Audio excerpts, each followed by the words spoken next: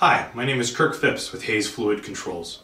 In this video, we will review the steps needed to replace the internal balancing components of the Hays 2519 automatic balancing valve.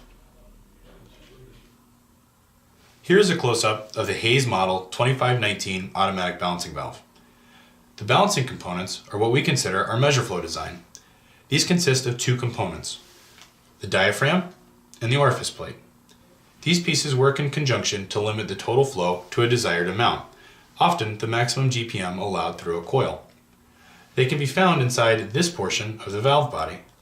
To access the current diaphragm and orifice plate, you will need to use a wrench to loosen the cap with PT. Then remove it entirely by twisting it off with your fingers. You can remove the diaphragm and with a pair of needle nose pliers pull out the orifice plate.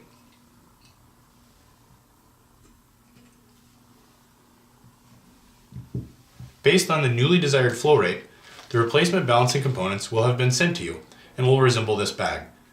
This includes a new orifice plate, diaphragm, O-ring, flow rate sticker, and instructions.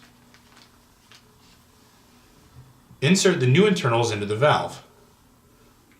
Press the orifice plate into position with the legs facing out, and with the diaphragm laying flat against the ridges of the orifice plate. Either side is correct.